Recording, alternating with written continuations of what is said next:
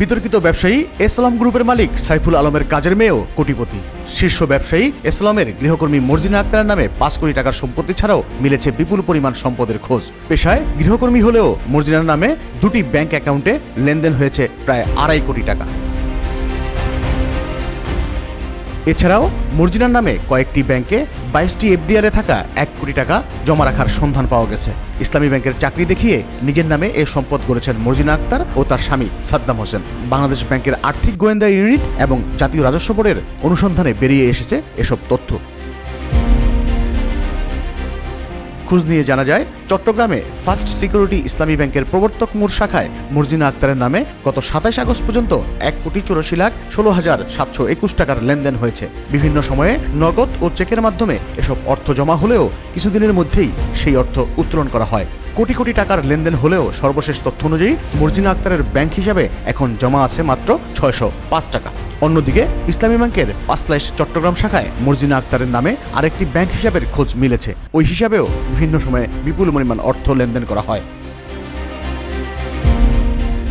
এছাড়াও ময়মনসিংহের ধোবাউড়ায় এসলাম গ্রুপের যে 5 কোটি টাকার সম্পত্তি রয়েছে, সেই সম্পত্তি এসলামের গৃহকর্মী মর্জিনা ও তার স্বামী সাদ্দাম হোসেনের নামে। নিয়ম বহির্ভূতভাবে এসব সম্পত্তি নিজেদের নামে করে নিয়েছেন সাদ্দাম হোসেন ও তার স্ত্রী। এই জমিতে গড়ে তোলা হয়েছে মাছের খামার।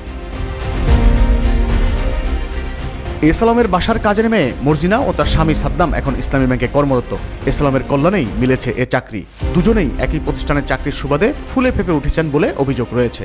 তাদের নামে ধোবাউড়া উপজেলার ডাকবাংলোর সামনে একাধিক জমি রয়েছে। এসলামের নাম পরিচয়, ক্ষমতার দাপট দেখিয়ে সাদ্দাম ও তার স্ত্রী মর্জিনার বিরুদ্ধে সরকারি পুকুর এবং জনসাধারণের যাতায়াতের রাস্তা দখলেরও অভিযোগ রয়েছে। এদিকে একজন গৃহকর্মীর ব্যাংক হিসাবে কিভাবে কোটি কোটি টাকা লেনদেন হয় এবং কিভাবে কোটি টাকার এফডিআর খোলা যায়, এ নিয়ে বিস্মিত খোদ ব্যাংক কর্মকর্তারাও।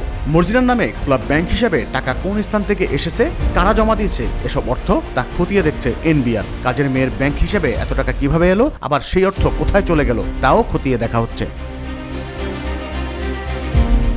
তবে অনেকেই বলছেন, হাজার হাজার কোটি টাকা লুটপাটের নেপথ্য নায়ক এসলামের গৃহকর্মীর নামে কোটি টাকার সম্পদ থাকা একেবারে অস্বাভাবিক নয়। কারণ এর আগে ক্ষমতাচ্যুত স্বৈরাচার সাবেক প্রধানমন্ত্রী শেখ হাসিনার পিয়ন জাহাঙ্গীর আলম 400 কোটি টাকার মালিক বনে গিয়েছিলেন বলে ভরা সংবাদ সম্মেলনে নিজ মুখেই স্বীকার করেছিলেন শেখ হাসিনা। সেদিক দিয়ে চিন্তা করলে এসলামের গৃহকর্মী মর্জিনার কাছে 8 কোটি টাকার সম্পদ থাকা খুব একটা অস্বাভাবিক বলে মনে করছেন না কেউ কেউ।